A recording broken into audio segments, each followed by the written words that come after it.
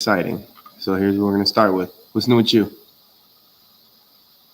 Wow, what's new with you, Mr. Mean? Yo, V's about to start crawling.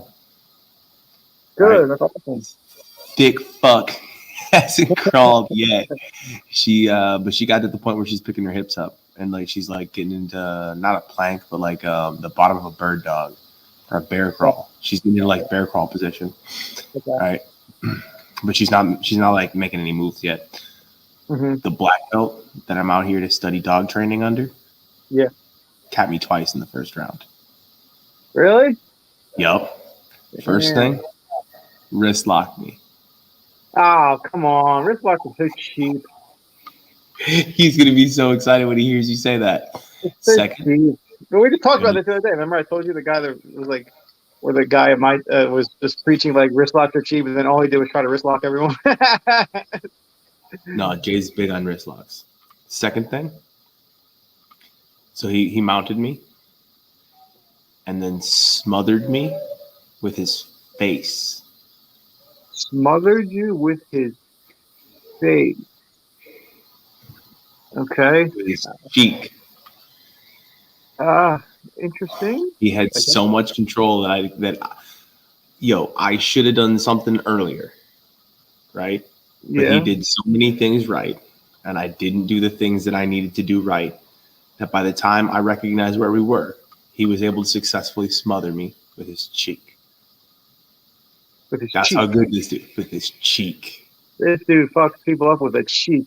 That's what he did to me. Yeah. That's how good he is at like old school jiu-jitsu. Fucking And it's cheek combat style jiu-jitsu. I learned a lot from him in the 2 lessons of jiu-jitsu that I've been here for him. I've learned a lot about combat applications of jiu-jitsu technique. Okay. Wow. Right? This dude was fighting in 98, 99. Right. Wow. So yeah. And he was fighting out of a gym that is currently a mega gym. It wasn't back then. No, probably not. But now it's still around, which is great. Yeah. Wow. Yep. So, you got cheeks, bro. Right? Yeah. How stupid is that? No, it happens. I mean, geez, I wish I got cheeked. I just went to work today and been working, like thing. I didn't really help with the baby. Like I didn't really do anything cool. But you got some cheek work. I cheeked to death this morning. Yeah. Cool.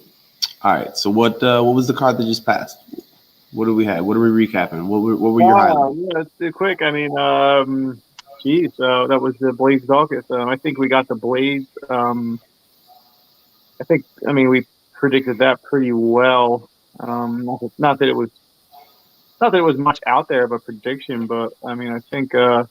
I guess did you actually watch that fight at least, right? Did you watch that one? I believe I saw every single fight. Okay. The only fight I didn't see was Gutierrez, McMahon, and Maya. Shout out Sarah McMahon! What a performance! Was it? Oh yeah, wrestle domination had 2 rounds in the bag, and just that was a straight veteran win. Was it fun wrestling or was it bullshit wrestling? Yeah, like I respect wrestling either way. Sick takedown, like perfect timing, just down, and that was it. Just down. You're not getting back up. I'm going to keep you here. Opponent did look a little lost. I think we talked about that. Like no one tested her ground, and I think like it's definitely like one of I would say the most winning angle in MMA is like a young and upcomer going against a grizzly veteran with an opposite style. And I think you saw that there with that fight. It worked out. Explain that comment. The best pick is an up and comer versus a veteran. Explain. Start to finish. Yeah, definitely. So you're always going to get some fighter on a hype train. It's just how the sport works, right? I don't care what you're in, Bellator, UFC, PFL, wherever you're at. I mean, you're going to be on a hype train at some point. So in that case, with that line, you have someone who had, I think 4 UFC fights up until then. A great So she had a super overall record. What, 15-3? Um, 4 UFC fights and won every time. Unanimous. So no finishing power, but unanimous, just blowing girls away. So you have to weigh the competition. Like look who she's fighting though. One, two. So 3 of those 4 wins are girls that are no longer in the UFC. 2 they got cut. 1 retired. So did she do the job there? Yes. But what about the matchup in those fights? That was her style matchups. Like most of those fights are going to take place on the feet. There wasn't really a wrestling threat in any of those. All of her other fights previous to that were in Brazil, and she got subbed twice to girls that have a little bit of wrestling game and are in. I think one's in UFC, one's in PFL right now. So going up against Sarah McMahon, who's pretty much fought everyone good, right? I would say in her career. I mean, she fought everyone, and I think we talked about it. She just disappoints. Something will happen, and she'll end up getting subbed or missing something. But she's fought everyone good. Amanda Nunes, Misha Tate, Jess Ivo. Jess Ivo was 5-6 years ago, and Jess Ivo was good. I mean, she's fought everyone. Ketlin Vieira, Pena, Lauren Murphy. She's fought everyone. You're talking about the top level. So it's definitely the girl who's on the hype train is definitely stepping up. This girl's hyped. She's stepping up in class, and she's a pretty big favorite. She's minus 250, I think, when she walked, because I think I had Sarah McMahon plus 205, so she's about minus 250 favorite. And yeah, the fight worked out going against a veteran with a lot of fights and a totally different style, and that's kind of just like kryptonite. It's the first time. How are you? She looked lost too. If you watched it, she looked pretty lost. Didn't know how to get up. Didn't look like what's going on. Like kind of just wasn't really in. The first second round was easy. Sarah McMahon, and most of the third round too. But she did have moments on the third round. Rosa was able to sweep her and do some work. Hossa. She's Portuguese. Hossa. Carol Hossa. Carol Hossa. I'm sorry. That's it. All right. I don't know if they would roll that R. I'm not that, but I do know that that's a Hossa. That's a and Hossa. I respect pronunciations. You know who Mauro Ranallo is? Yeah. Right. So Mauro Ranallo asks fighters, "What does your mother call you?" Okay. That's what he tries to call them. So like Fyodor Emelianenko, I might have butchered the last name, but it's not Fedor. It's Fyodor. Fyodor. Yeah, I didn't think it was Fedor, but yeah, I think you got it right though. Emelianenko. That's how he does it. And then John Anik is the guy who made the UFC do it. Nowadays, they didn't used to have this at all until John Anik got there. Until Really? Anik got there, they didn't used to check. They didn't just check how to pronounce names. But Anik was anal about it. So now they get written pronunciation guides, right? They also get an audio file of the fighter saying it full speed and slowly enunciating their full name. So any announcer that does it wrong is just a dick. He's just not doing his job. He's just not. So I think Jose. It's not Jose Aldo. It's definitely Jose. I know that. It's right? Jose Aldo. Jose Aldo. Yeah, Jose Aldo. Right. I do know that. They don't do the H sound for their J's. If it's at the beginning of the word, I don't know what other parts, but in the beginning of the name, it's Jose. Mm-hmm. Might be Jose, but talking just about the J, it's a J sound. Okay. Joe, not Ho. And we only do the R thing if it's 2 R's put together in the middle of a word. Mm-hmm. So Gracie Barra, Barra, Baja. 2 R's in the middle. I always thought it was, I thought it was Gracie Barre or Gracie Barre, like looks French. Barre. Right. Gracie Baja and Renzo, Henzo. It's Henzo, yeah. I didn't know that. Baja, Henzo. Right? Okay. Are there So eight? this is fun to watch, right? So you said that this is fun wrestling. I'm gonna go and watch this one, right? Like I like the some of the stuff that I've seen of Sarah McMahon recently. Did you watch? Did you see Mark and Casey match? I did. Okay, so it was similar to that. And that was kind of the same thing. And you saw it again. Somebody was going up against a non preferred style type, and it just didn't work out. Just wasn't able to do anything. It was kind of just there was. I mean, the theme of the fight was just like that. I would say, but yeah, you definitely if you could have cashed twice, but Styles. I don't think it's Slava was Slava considered like a hyped up and comer as much as thing. I guess so. People know who he is, but I didn't. I wouldn't. Yeah. I hadn't. If I hadn't looked into him, I wouldn't have known who he is. I was surprised he did so poorly against takedowns. I thought he would be a little better than that, right? Yeah. Seeing like that. I was surprised at Askarov, how little he was able to do. I thought he would be able to do a little bit better or a lot better. I mean, I know the line was very high.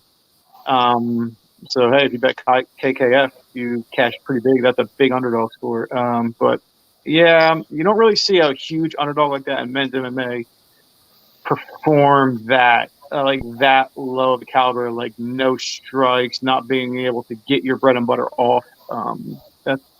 That's pretty rare. But say that again. Who are we talking about? Which fighter were you talking about in that situation? I know the fight. Kai Kara-France and Askarov. How little Askarov actually was able to do in that fight. He wasn't really. The city kickboxing style does. He did land no strikes, like no his takedowns were 2 for 14, so he got stuff pretty good. And even when he, Kai Kara defended pretty well. I think he had his back twice. He had a backpack twice, right? And he was able to. He survived the first round. But yeah, Askarov didn't really like he was trying for, but he defended well in the first round, and then in the third round he shook him off. But yeah, I'm surprised. Like you don't see a guy favored that highly usually. Like he was in the -5 to 1 favorite range. Just do you remember seeing just neutralized, almost neutered? Right, almost like never bad, never bad. Like a 50-50 almost. Yep. Do you remember seeing Israel Adesanya versus Yoel Romero? Sure. All right, so that is the ability to do that is part of the style of city kickboxing. Okay. Take an extremely dangerous opposition and neutralize it is in their style. Mm-hmm. It's through the feints. Okay. Because they make you freeze. They make you second guess what you're doing. And then when you can't tell what's happening, you get punished for it. So you freeze. So now you're even less hesitant. You're even less likely to do things. So if they control the range well and they feint frequently and feint well and capitalize on their feints, they can decrease your output because you second guess yourself. And then he had good enough defense to deal with the offense that was coming back at him. Okay. Adesanya is the best example of it, but that's the through line in their gym. Yeah, that's really feint their opponent. Yeah, I mean, I definitely see Adesanya do a lot of things. I remember that fight, the Romero fight. That was pretty much a snoozer in a sense. Like for most, like that was pretty. Yeah, like it was a low action fight. Yeah, low standing. You could learn if you wanted to study it, but it was not an action fight. I think Romero did clock him once. I'm pretty sure. I think he hit him with an overhand at one point. But, yeah. It was very much a chess battle where people didn't pull the trigger enough to make it an exciting fight. A lot of waiting. So I would just like to point out to anybody who makes it this far into the podcast that last week when John and I made our picks, we were tied 9-9. And then John and his algorithm, they scored 3 points. They were right 3 times last week. And Josh, in his just watching a lot of fights, this motherfucker was right. Yeah. 8 times. The donkey, the donkeys won. The donkey won. The score is 17-2. This motherfucker is stomping. That's the point. What, 17-2? It's 17-12. 12. My bad. I didn't mean to throw you out. I'm not So lying. yeah, if you did check us out last week, the 3 fights he's talking about, if you bet him when we talked about him, from a gambling aspect, you beat the line on all 3 of them, and you lost all 3. so you got underdog money on people that walk to the octagon as favorites, and unfortunately, you just bricked. You just lost. But hey, that's the fight game. That's gambling. That happens. We added a little bit. I added a little something different this week. I actually added the algorithm. Percentages and what they have the line as in our file, so we can maybe share that, because I don't always pick with the algorithm per se, because we're picking, we either pick for value or pick fighters we like, but we can share that. It's cool. I can share that, and we're doing the prelim. We're just gonna break down. It's a boring week, so hey, we gotta. It's a boring week for UFC, so we gotta keep the flame going. 7 fights. Julio Arce versus Daniel Santos. Oh, what do you know? Kick it off. Julio Arce is I think this is going to be a banger. I think this is going to be a striker's delight. I had a whole thing. Julio Arce has fought. Hang on, I got to see my notes and see what I fought. Well, Julio Arce fought a really good fight. I think the split decision against Hakeem Dawodu, who's lightning quick. Hakeem Dawodu? Yeah, Canadian. That stuck out to me.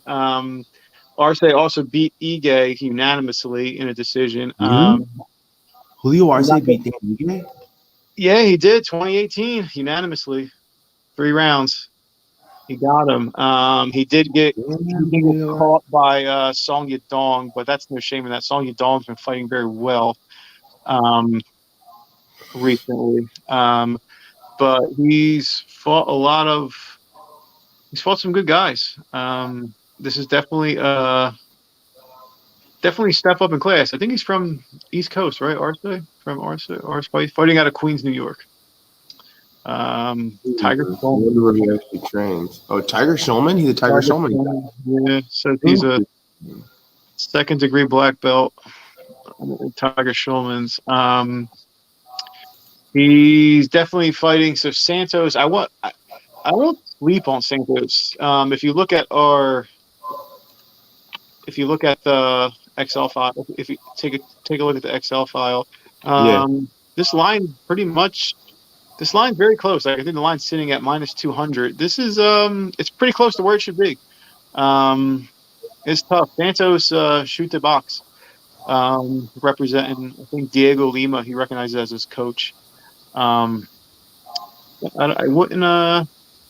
We haven't gotten to see him, unfortunately. He had a lot of canceled matches. He was supposed to fight Timur Valiev, Marcelo Hoho, and everything else has been in Brazil. There's not much tape on him, but the things I've seen, I've seen some good striking. I've seen some knockouts. He's definitely stepping up in anything. He's probably never fought in front of this many people. Actually, it's first fight night. There probably won't be that many people there. But he's stepping up in competition. He's fighting a seasoned striker. He's a striker. He's fighting a seasoned striker. I wouldn't sleep on him, but this is I got to give the edge to. I would give the edge to Arce here, Julio Arce. I don't know, how do I pronounce his last name. I think it's Arce. Arce. It is Arce. I think it's Julio Arce, but I'm not positive on this one. Right. I mean, I'll let you know. The canceled fights, I think, were unlucky. I don't think anyone was ducking Daniel Santos, but he does have some. He does have some pretty impressive knockouts against lesser competition that we know of. So I'm going to stick with the guy we know that's done pretty well against UFC caliber. I think. I'm going to think I'll take Arce for the win. How about you? Yeah, I'm thinking Arce as well. But that's mostly because I don't know who the Daniel Santos is, right? Like, I mean, nobody does, and there's not much video of him. So. Yeah.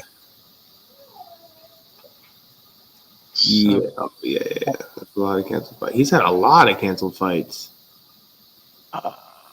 Like throughout his whole career, he's had a lot of canceled fights. Yeah, and that right. I don't think anyone would be ducking him that much. Like I don't know. Like we can't make that assumption, but like I don't know. He is. I mean, he does have some power. He's got pop. So does Arce, however. So.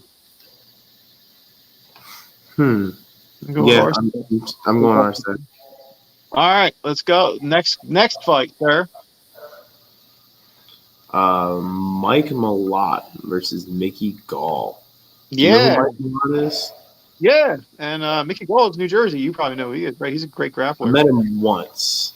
I haven't had the opportunity to work with him because he lives in like the farthest part of New Jersey. Not the farthest part, but he lives like.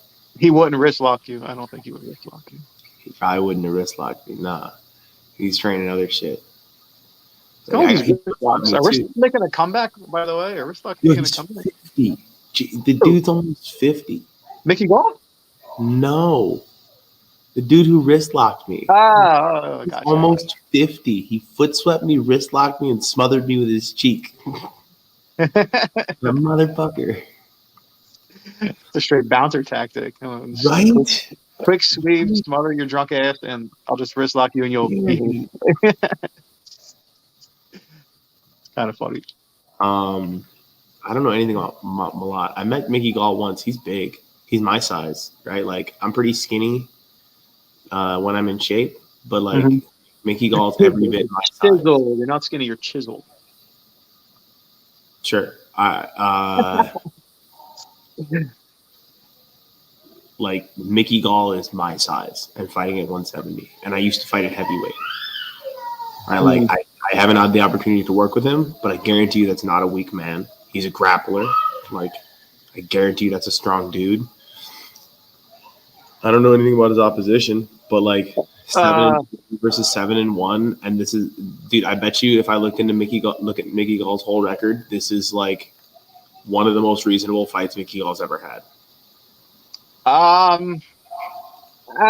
Yes and no. So I don't know. Like Mike Malott is kind of the guy we're talking about. Like Mike Malott's really hyped.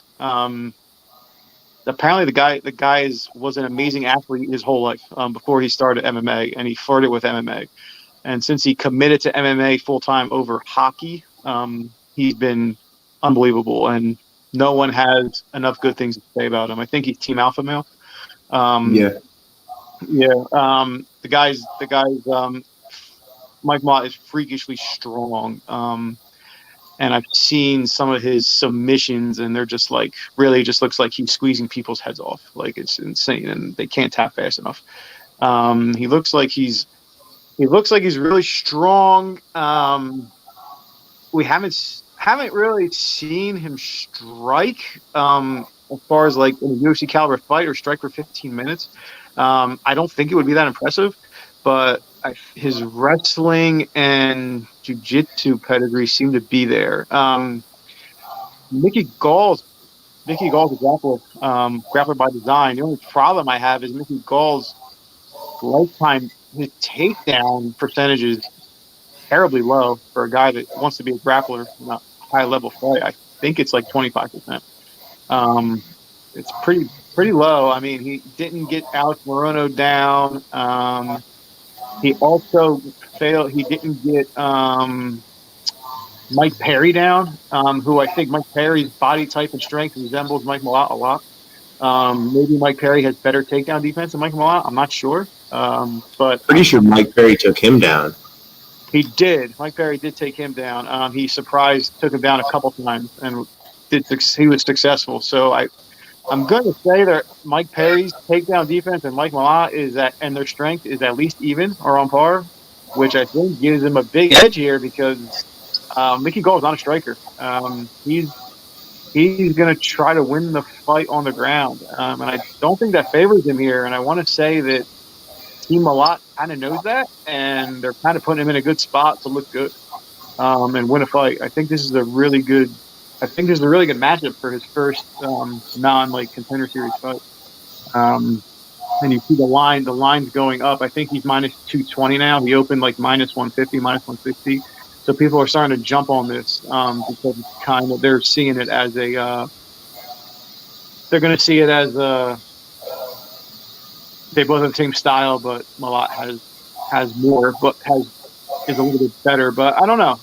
Mickey Gall, like, guy's been grappling his whole life. Like, that's what he does. Like, maybe he has a wrist locker type maneuver that you never seen. And he might get him.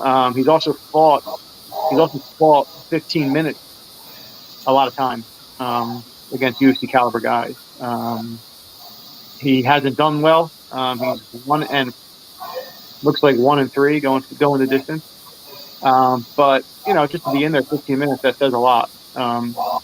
So this is a tough one. So before you you say anything else, okay. Perfect. I'm gonna hold off this pick until the next one because I want to look into this kid. Sure. I don't want to blindly pick. I was gonna blindly pick Mickey Gall, but listening to you talk about this kid, I want to actually talk about this kid and give this pick more respect than I was going to give it. Sounds good to me. No, give it. So if you want to tell your pick now, go for it. But I'm not going to pick this one. Oh wait, now. The algorithm gives Mickey Gall the slight favorite, but that's the thing about an algorithm. It doesn't. It's only going to pick it picks on certain parameters. So I wouldn't trust that here. But let's see. I wouldn't really think, but we can move on and come back to that. Ian Gary versus Darian Weeks. Dude, this is more people I don't know. Wait a minute. Do I know these? So Ian Gary is a hype train. He's really hyped. He's supposed to be the next best thing. He's hyped. He falls into that. He's hyped. Unfortunately, if you're an Ian Gary backer, he is not fighting a grizzled veteran in this case who has a million ways to win. He's fighting Darian Weeks. I remember this guy. I want to say Ian Gary, fourth round knockout, his UFC debut. Definitely took his time. He didn't have the best of it in that first round. Like, there was some times you were like, "Oh, this looks shaky," but he patiently found a spot and he got the big knockout and finished the fight in the first round. Weeks. There's not much about Darian Weeks. Other than he's also a barber, and he's been, I think he's been doing a lot more barbering than he's been doing as training, from what I kind of seen on Instagram and other things. Nah, don't credit that. No, don't credit that. And you don't think he's a grizzled veteran? Go check his Tapology. He's got 5-1. Keep going. Amateur fights, yeah, I'm not. I don't really.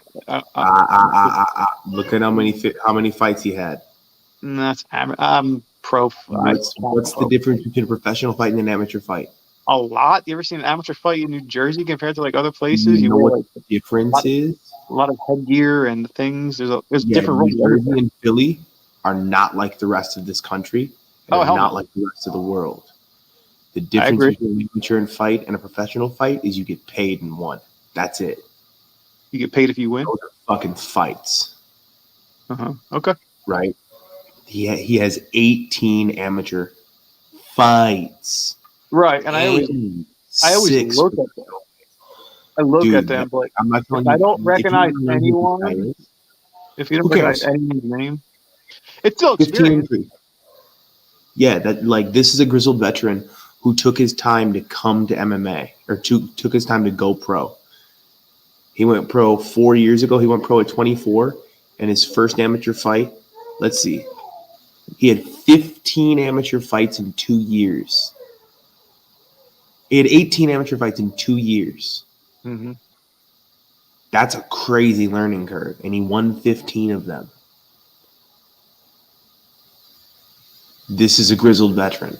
If that's the thing you're worried about for your guy, the guy you were talking about, I forgot who the fighter is already. Yeah, but you have to be in a. You have to be like you have to be a known veteran. This no disrespect to Darian Weeks, but he's a known veteran, like known on the UFC scene, known thing. If you want to put him in that category, sure, that's the thing. But I can't put him there for that reason. I remember his first. I think he took the first fight on short notice against Barberina.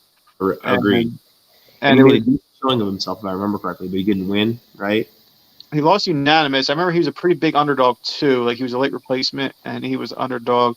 I don't. Let me look up. I can get a quick. Let me see how that fight ran.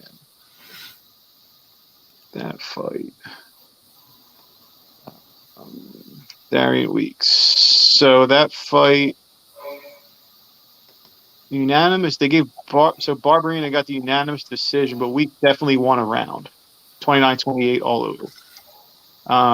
Darian Weeks took him down 4 out of 8 times.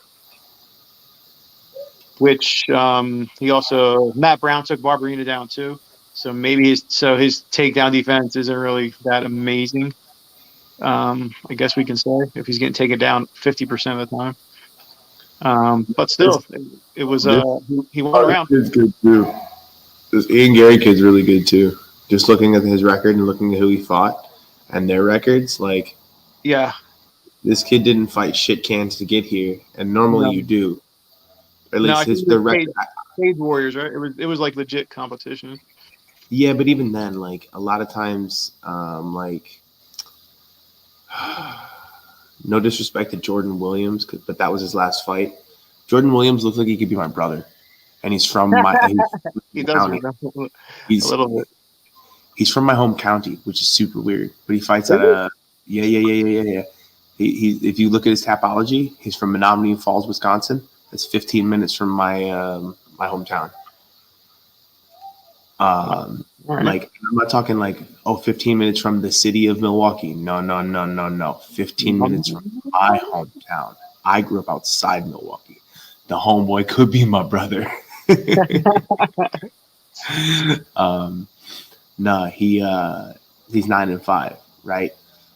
Now he was 7-2 when he got to UFC, and he's just had a hard time of it since he's been there. He's gotten 3. He's got Ian Gary, Mickey Gall, and Nasruddin Imavov, right? Like he has that. The Mickey Gall fight. I remember that fight. That was a little unfortunate. That was like a really crazy scramble. Like I remember that, and he ended up getting submitted. But I think he had Gall in trouble actually, or before that in the first round. He's a good fighter, right? Yeah. His record's 9-5. Usually when you look through a fighter's record, you see people on there that are full of records like that. 6-6, 9-5, 4-8, right? Those are the people that they have you fight. Like, let's see. Like every Bellator card. Exactly. Bellator does it the way it's supposed to be done. Yeah, Bellator favorites have been like crushed. Like they're like minus 1,200, but they all crush. Like it's just that's the way fighting is supposed to be done. But Bellator doesn't hide it. The UFC is only interested in the cream that rises to the top, and they will just throw you away otherwise, right? That's why it's so weird that they did it with Paddy Pimblett. Ian Gary didn't have that done to him.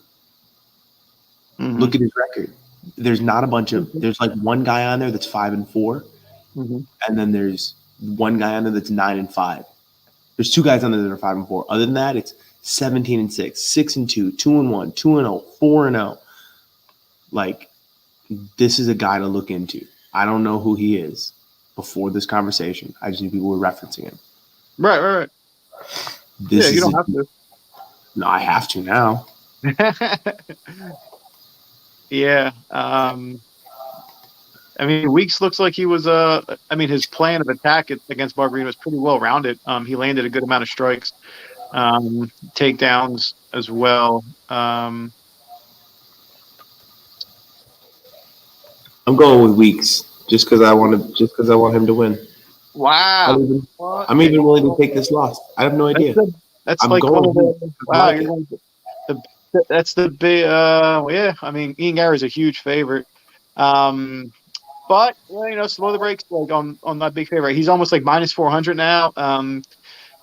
Algorithm, like anybody in general in MMA, it's hard to be a 70% favorite in MMA, especially men's MMA. It's very hard. So 70% favorite.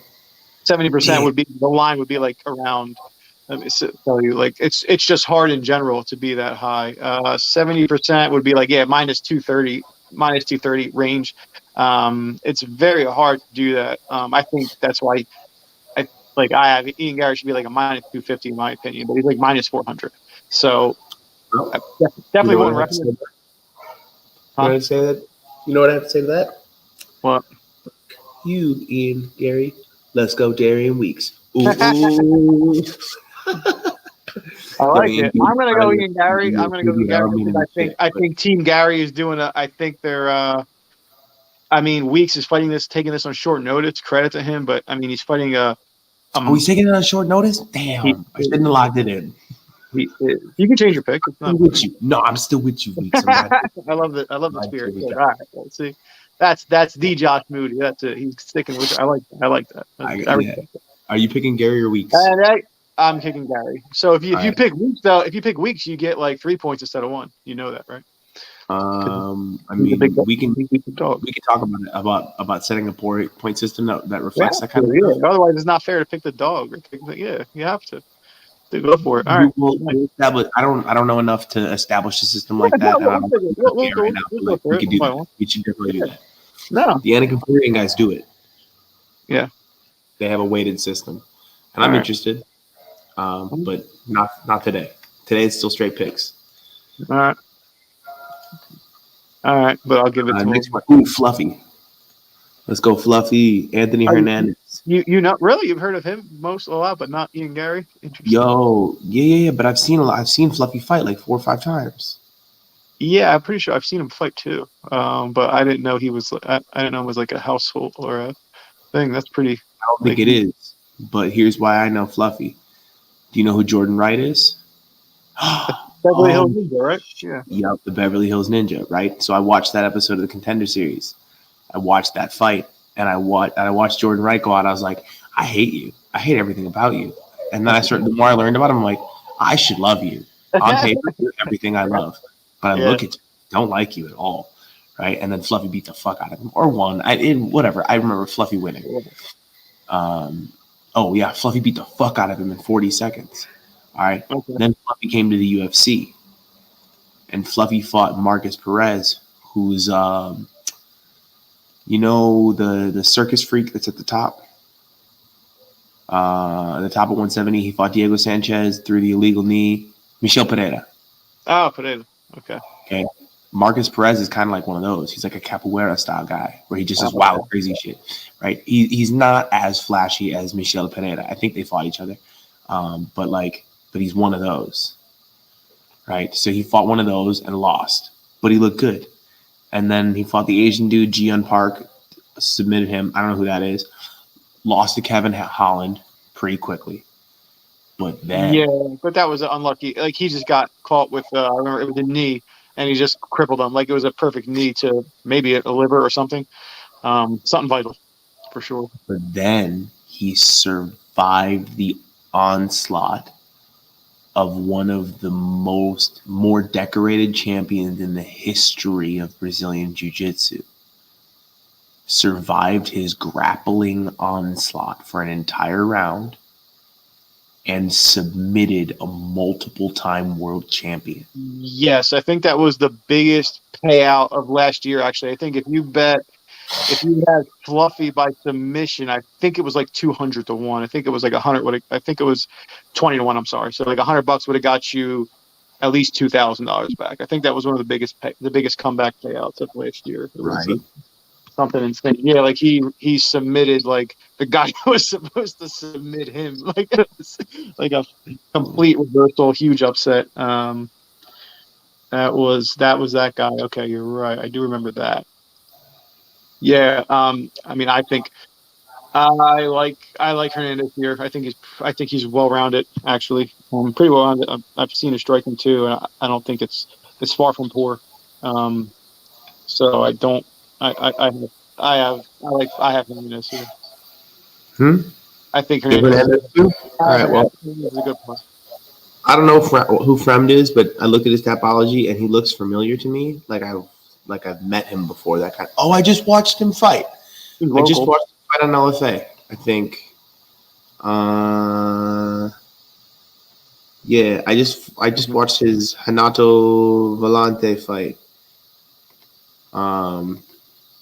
Anyways, I just saw that guy. I don't think I don't see him beating Fluffy. No, I don't I do. either. Right, he was pretty good, but I don't expect him to be beating Fluffy.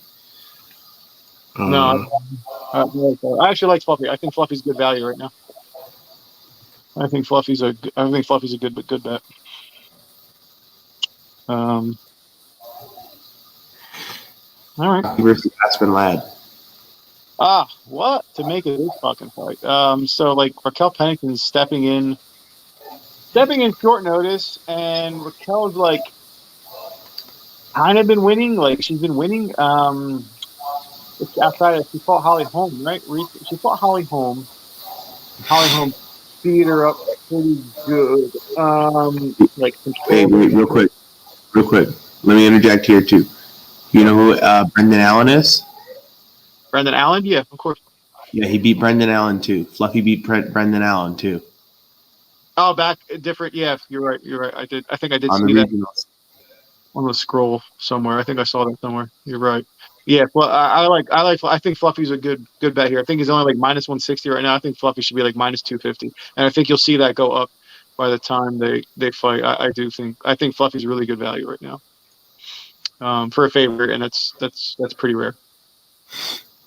Yeah. All right. Aspen Ladd versus Rocky. Yeah, I think we talk like so just about like Pennington first. Like yeah, Pennington. I think like she had the Holly Holm fight. Like she was supposed to be making a comeback. Like she was like she's gonna do like she's still fighting. Wants to make another run at the title, and like Holly Holm just dominated her. She came back since. And she's gotten some wins. She's won 3 in a row since then. She got a nice submission. She lost the first round against Macy Chiasson, but she ended up getting a submission in the second round. Won the fight. Pennington always comes to fight. Aspen Ladd I don't know what to expect out of her for whatever reason. The last fight, she just looked like she didn't want to be there, didn't fire. She struggled with the weight cut, right? Struggled with weight cuts a lot. Her fight. The fight got moved, right? Or Norma Dumont stepped in because of the weight issue or such. I remember they moved it back like a week or two, and she just didn't do much that fight. Just didn't look like I don't think she threw many punches at all the first 2 rounds. She was just kind of just whatever. I don't know. I don't know. How long ago the Arena Aldana fight got rebooked for Rocky? What was the notice? Oh, Donna fight. Say that again. You said Rocky's coming in on short notice. Do you know what the notice was?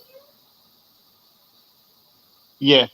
Rocky stepping in for someone else supposed to fight here. So Irene Aldana, the Mexican boxer. Yeah, the Mexican. Irene Aldana. Yeah.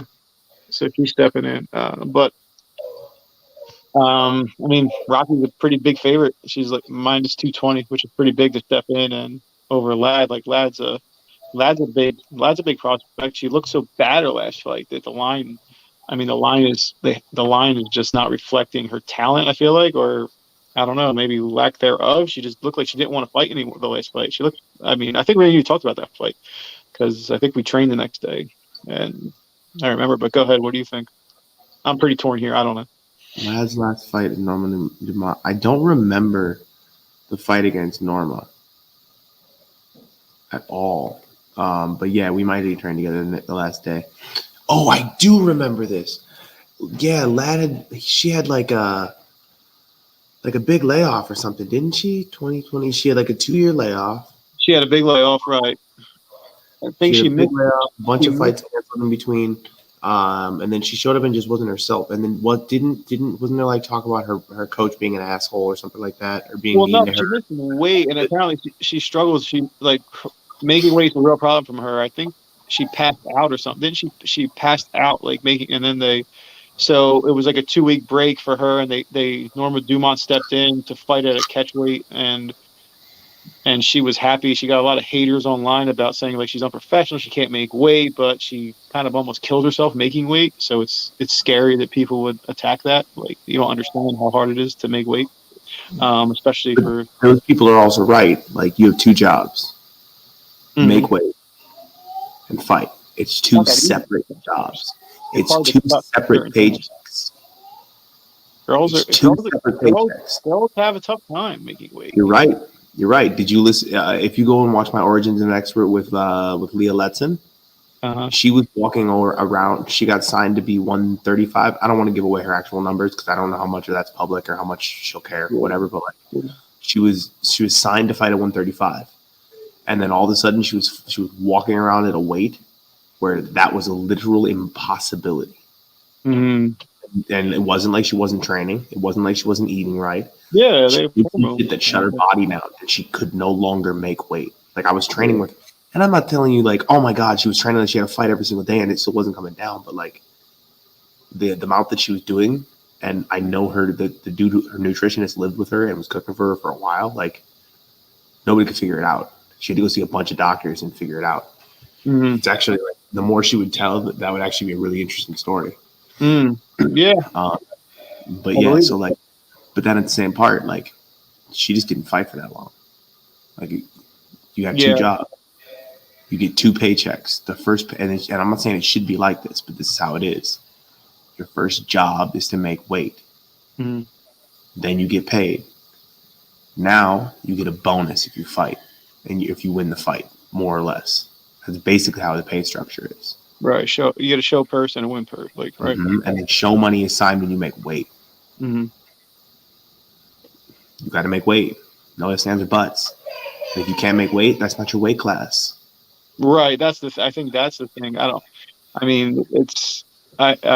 like she's I think it just took a toll on, like, things took a toll on her. I mean, the first round she was just non-existent. She wasn't even there. She threw like no strikes.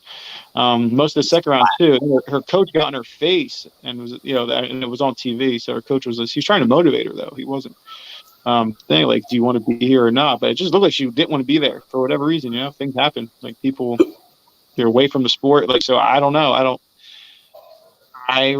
know. Like, you'd have to know. I don't know anyone that. Never heard anything. Anyone that trains with her, I don't know. How does she look in the gym? Does she want to be there? Or is she just there going through the motions? I don't know. So it's a very hard fight to predict. I definitely think the line is out of whack. I don't think Aspen Ladd should ever be that big of a dog. I mean, she's got capability. I mean, she's shown she can grapple. You can grapple. I think that's mad respect for Aspen Ladd. Like, that's my pick. Aspen Ladd? Yep. Aspen Ladd. That's my pick, right? But also, you got to make weight.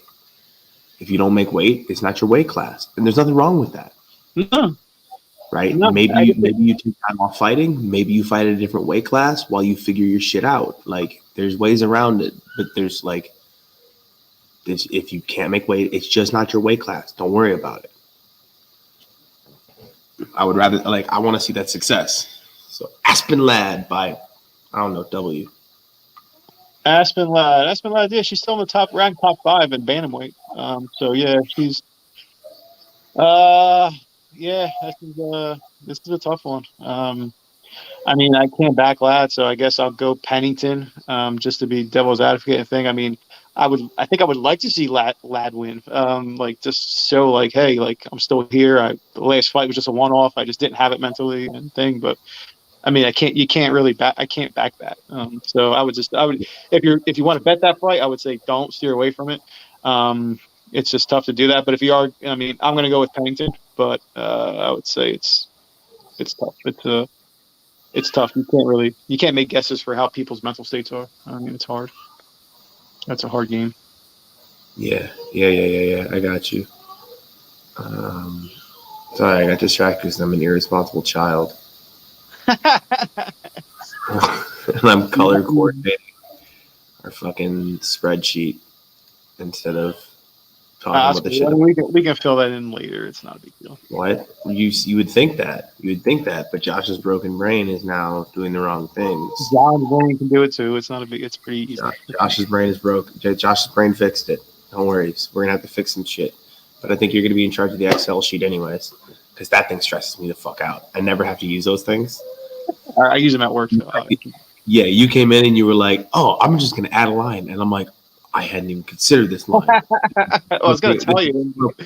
I like it. No. That's exactly the kind of initiative I want. You're on the sheet now. I'll take care of the other part. You're on the sheet. Cool. All right. Beautiful. I'm on the payroll.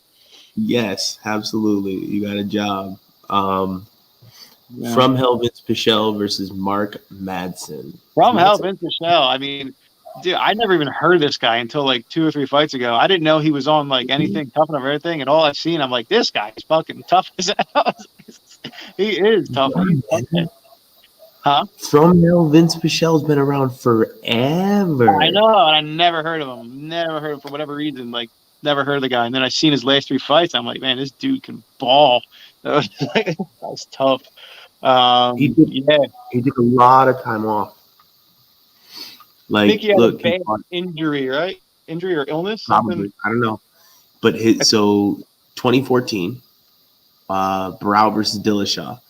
He fights Anthony Njokuani. 2014? What? 2014. That just clicked on me. 2014? Like 8 years ago? Wow. Uh-huh. Yeah, he's 44. 2017, he has his next fight. Right? 1 fight 2017, 2 fights 2018. One of them is Gregor Gillespie. 1 fight 2019, 1 fight 2020. Right? Like 8 years ago, he was 31. And then before that, he would have been on The Ultimate Fighter. So he was on The Ultimate Fighter in 2012. Wow. 10 years ago. Right? When he fought Ally Quinta on The Ultimate Fighter. Wow. That's why I know him. I guarantee you that's why I know him. You're right. You're 100% right. He lost the unanimous decision. Yeah. May 25th, 2012. I'm looking at it now. Yeah, he's been around forever, but he took a lot of time off and doesn't fight often anymore, which is good. Like, if you want to continue fighting, that's how you do it. You don't fight 8 times a year anymore once you get to be a grown-ass man. That's kid shit, right? I say that as someone who wanted – never mind. Don't worry about it. Yeah, no, I got you. You slow down, you take care of yourself, you come back, you give a good display, you move yourself forward. Look at Arnold Allen. Yeah. He fights once a year, every year, and he wins against very high-level opposition once a year, every year. You could do twice a year, you could do whatever, but like a consistent schedule, you just keep building. His last fight was a win over Austin Hubbard and Jim Miller. Like both of those are good wins. Yeah.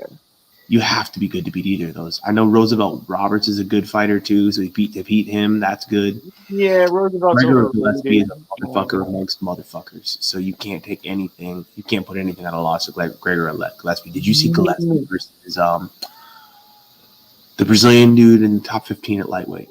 Yeah, I know. Don Oliveira, the dude from Texas. I've seen it. I know I've seen the fight. Okay, moving on. Keep talking about important stuff. No, this is all important. Diego Ferreira. He forced Diego Ferreira, who is a super high-level grappler. Super, super high level, right? Like, it was not a non-competitive fight. Mm-hmm. Gregor Gillespie forced speed chess against one of the world's greatest grapplers until the other man broke. And then he finished him. Right? So instead of playing chess with you against another chess master, he instead forced that chess master to play speed chess until he broke, mentally and physically. More mentally than physically. Mm-hmm. Right? And then he submitted him. And he says, in order to make a man tired, you got to get tired yourself. So he just pushes until he can't push any harder and then watches you drown. It's insane. Losing to Gregor Gillespie don't mean shit. Vince Pichel's a motherfucker. Find out of Denver now? Yeah, Vince Pichel is, I mean, he, Roosevelt Roberts, Roosevelt Roberts is kind of, he's kind of disappointing overall. He's usually big favorite hype. I mean, he hasn't performed well inside the octagon. I mean, I like watching him fight, but I'm not taking any credit away because Vince Pichel won that fight unanimously. Then Jim Miller's, Jim Miller's great grappler, been around a while. I mean, that's a veteran. Like, and he knocked somebody out his last fight, so he's still fighting. Still fighting. I mean, he beat Jim Miller unanimously. Grappler Austin Hubbard beat him unanimously too. So Vince Pichel. You want to say he's getting old, okay, but he's facing Mark Madsen, who's the same age. They're about the same age, so there's not that much of a time. Mark Madsen, Yo, Mark Madsen competed. wrestler. I knew he was an Olympian, right? Mhm. He competed in the 2008 Olympics and the 2012 Olympics Mhm. and the 2016 Yep. Olympics. Did. Dude's a 3-time Olympian? Damn. It's hard to do that, yeah. No wonder that dude's undefeated. But it's Greco, so it's different. His clinch game is going to be really on point. Yeah. The thing that so they both beat Austin Hubbard unanimously, which is the thing. They have a common opponent. The thing that was really weird is like Marco Madsen he's been a gigantic favorite ever since he got to UFC. Like he's been insane prices, like 8-1, 10-1. Like he's been such a big favorite. The Clay Guida fight too. He definitely lost a round. Oh, he lost. Oh, it was split decision. I was gonna say I know he didn't look good that fight. So one judge gave the fight to Guida. It was I didn't like the way he fought, his game plan. Like he didn't really go for his bread and butter takedowns. Like it was almost all striking. It was like he feared Clay Guida's submission grappling versus his style of grappling, and he just didn't want any of it. So I guess he didn't think he could take him down and control him. I don't know. He came out with the window and got a lot of experience. Did it look more like he just was more comfortable striking with him? I mean, he's not a striker though. Like Mark Madsen isn't He's not, but like you understand that how do I explain this? There's 3 different kinds of wrestling, three primary kinds of wrestling, right? There are plenty of other kinds, but there's freestyle, folk style, and Greco-Roman. Yeah, okay, I do know those types. So he's a Greco-Roman wrestler under Olympic style wrestling, which is freestyle and Greco, right? The only style of wrestling of the 3 that I'm talking about, I'm sure there's another one, catch wrestling, right? I'm sure there's some other ones, some African wrestling, whatever. Of free folk and Greco style wrestling, the only one that emphasizes any sort of ground control is folk style. So you don't see a lot of wrestlers from foreign countries bringing wrestling offensively into MMA because they don't have the ability to do anything with it on the ground.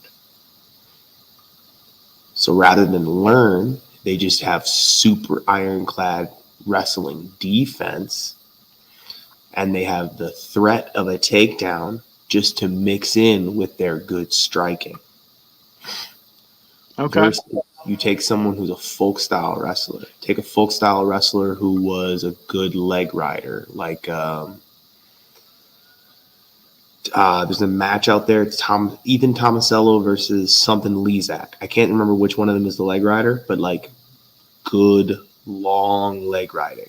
This was at high level collegiate wrestling.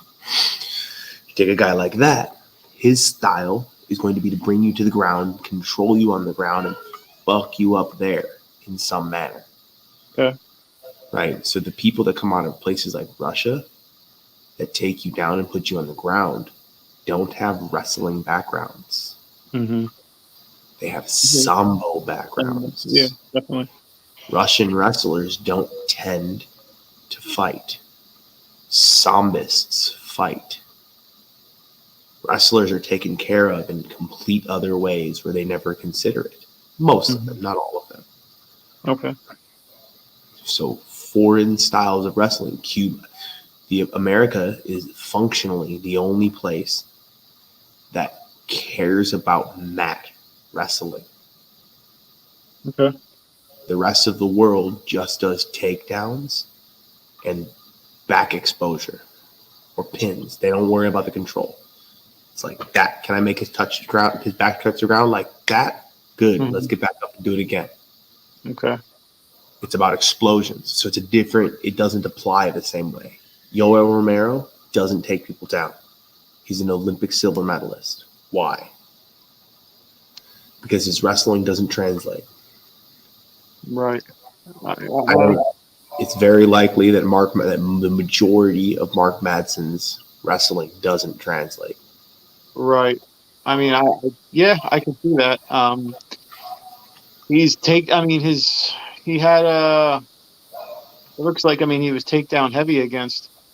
He had one first UFC fight, takedown, pounded the guy out really quick. 8 takedowns against Austin Hubbard. Doesn't land a lot of strikes. Lands 15 strikes over 3 rounds. That's fucking hard with 8 takedowns. That's really low. That's just takedown control. Like takedown control. I'm not trying to advance position. I guess he doesn't know any jiu-jitsu, or some, I don't know. But I think that must be the reason. He just didn't want any of maybe they told him, maybe you don't want any of Clay Guida on the ground. Maybe. Which so I guess you broke that down very well. Maybe by design, shouldn't a wrestler have hips position? A wrestler is going to have a good advantage should have a good advantage of gaining position, shouldn't they? Gaining, but gaining a position is different than securing a position is different than maintaining a position. Yeah, I agree. Right, folk style is the only one that cares how well you maintain it. Okay.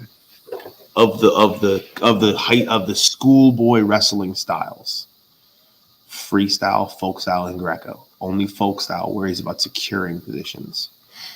Okay. The other two are much more about get them there. Get them there, do something. Get them there, do something. Get them there, do something. All right, reset. Get them there, do something. Reset. Get them there, do something. Reset. Get them there. Oh, it didn't work. Reset. Try and get them. Didn't work. Reset. Okay. Full style. Get them there. Fight to secure the position. Maintain the position. No stalling. No stalling. Maintain the position. No stalling. No stalling. Maintain the position. Mm-hmm. Right? So it's a different mindset. Yeah. So it's just, and Clay Guida is a good wrestler. Clay Guida is a good grappler. He wrestled in college. Definitely. Yeah. He takes a lot of takedowns, and he's got a 60% accuracy. That's super high. Yeah. Let's see. The Olympian.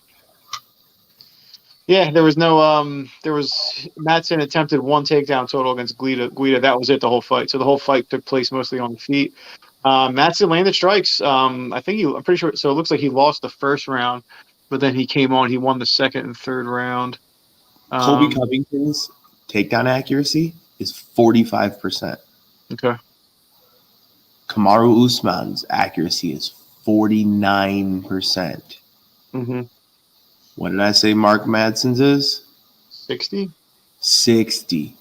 But he did take Austin Hubbard down 8 times in one fight. So that's the... Austin Hubbard's not a bad grappler. No, not at all. But it's going to skew it if you just, if you get somebody you just have a bad night.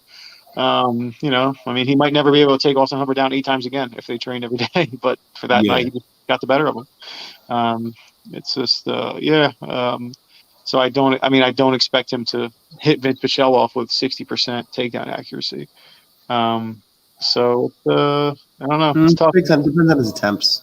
Takedown average per minute, per 15 minutes. He averages 4 takedowns per 15 minutes. So what is that? like 1.5 takedowns per round. About that, yeah. Well, All right, so like every 5 minutes, he's going to try and take you down once or twice. So the 8 takedowns thing is skewed. I like his striking defense. I mean, his striking defense is decent. His percentage, so that's a plus. Yeah. Yep. Right. So that's the kind of thing he's going to be good at, is like maintaining range and maintaining good positions and discipline in that kind of stuff. Like that's the stuff that's going to carry over from his style of wrestling.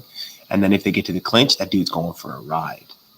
Yeah, it's a tough. It's just tough. I mean, I don't.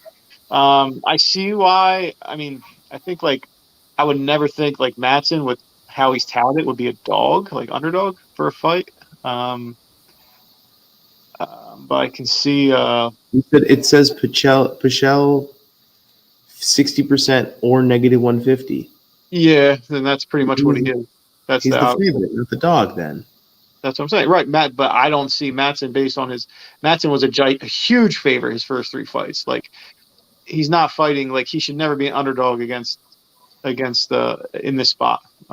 He could be the favorite, but however, the numbers are right. Yeah, they don't add up. Like he's an underdog. So I don't know. It's very tough. Who you got? You pick first.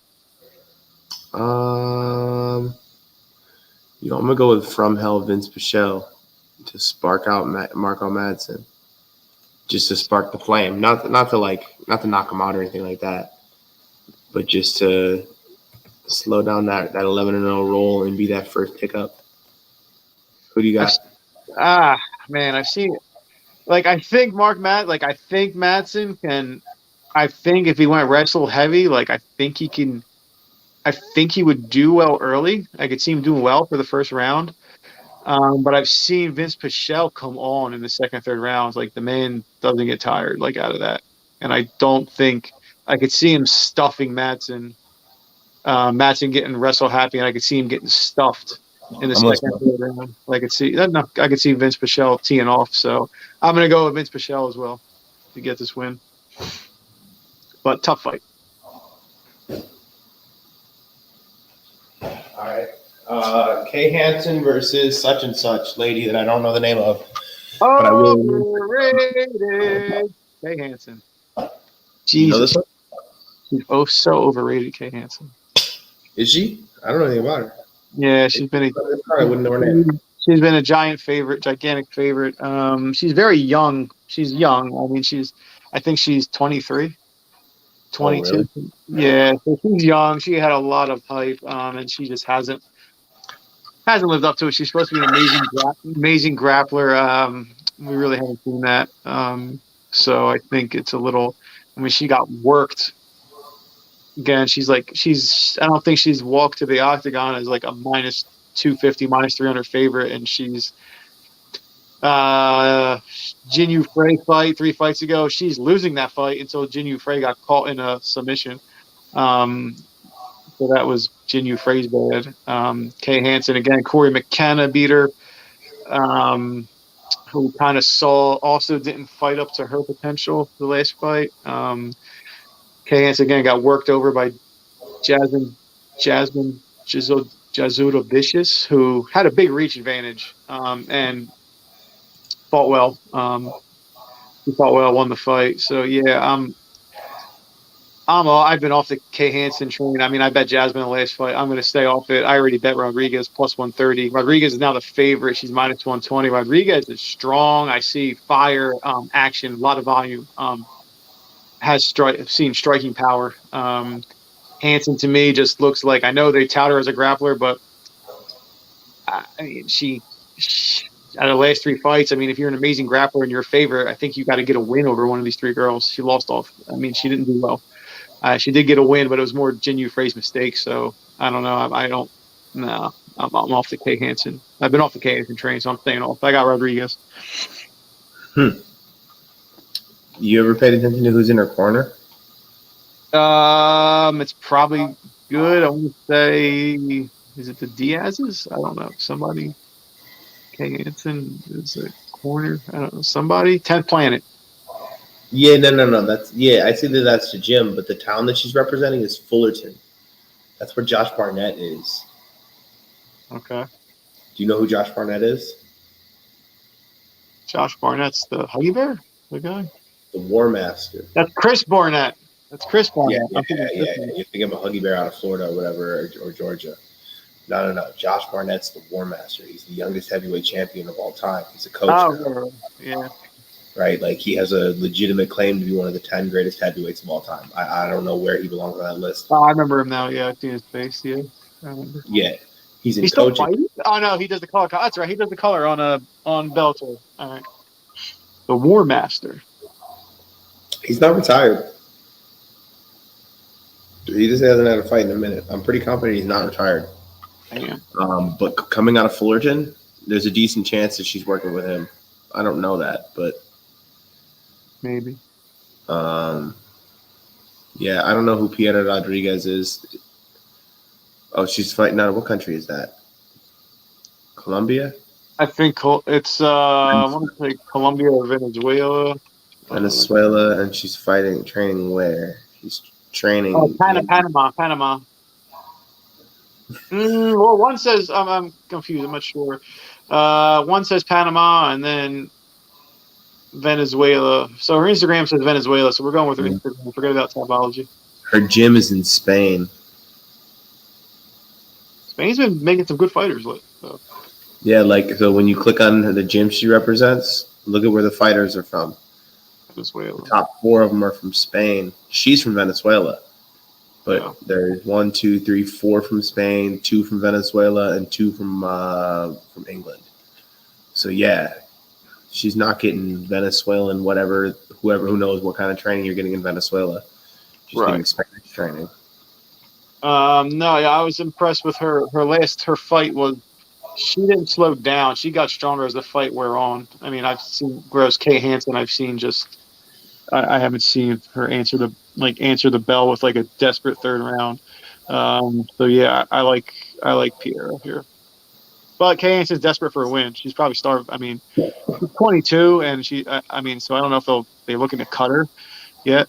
But she needs a win as well, so she should have a lot of mojo. But I'm gonna go with Piera Rodriguez. Yeah. I want to pick Kay Hansen, but I got to go Rodriguez too. All right. Okay, last one of today. Yep.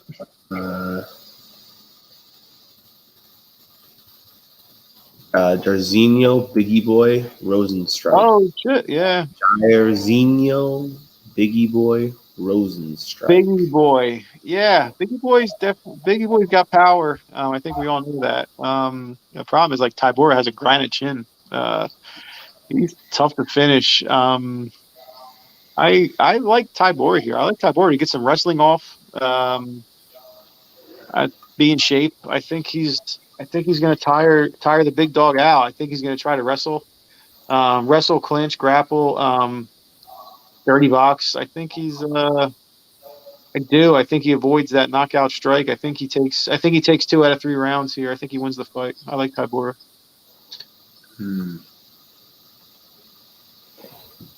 Suriname is a fighting culture.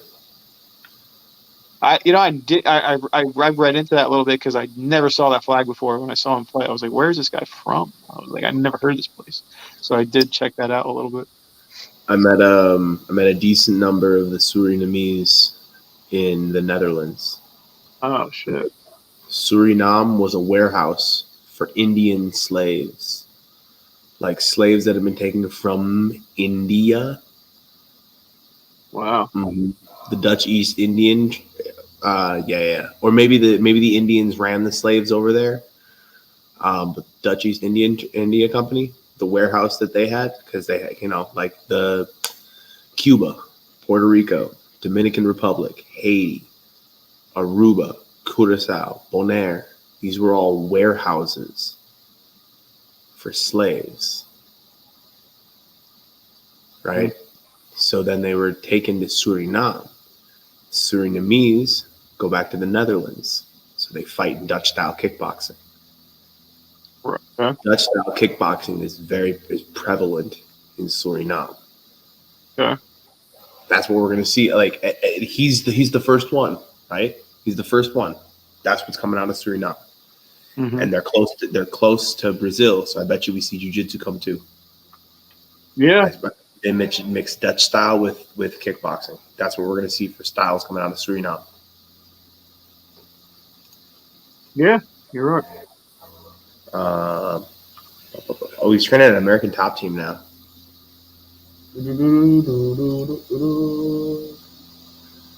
Yeah, I don't see him beating Marcin Tybura. Tybura's fought everybody. You know, Rosenstrike didn't even blink when he fought Francis Ngannou. No, like Francis is afraid of people, or Francis makes people afraid of him. Yeah, in the round, like people. Yeah, he's the fact that he walked around the planet to scare people. Yeah, People that are in the middle of fighting Francis go sometimes, right? It happens, okay? And I'm exaggerating it, but like Jairzinho looked at the punches like this and kept swinging. Like, what the fuck are you? They just didn't work. They just didn't work. So yeah, I'm rooting. I like Biggie Boy. I'm more interested in seeing him move to the top than I am interested in seeing Tybura move to the top. But that's not where it's not my expectations for this fight. Mm-hmm. I expect Tybura to win. You said the same? Yeah, I like Tybura. I like Tybura to win. I think he wins. I think he wins a decision. I think he wins by decision. I don't know if he stops Jorginho, but I think he wins the decision. Cool, homie. All right. You got anything else to tell people before we end the podcast? Nah, I think we covered a lot. Thing that's just like good look, first look, early prelims. If anybody has any more questions, just shoot us a message in Josh's YouTube, and we'll get back to you. Got any gambling questions, anything? If you want to know where to bet, what to bet, hit us up. We'll tell you who's got the good promotions, where to sign up. I mean, we'll hook you guys up. We're not just giving you fight things. We're giving you good betting advice and telling you where to bet too, so you get the best bang for your buck. Wonderful. Thank you so much. All right, for new and exciting, I'm Josh. Yeah, man, enjoy your. Oh, sorry. No worries.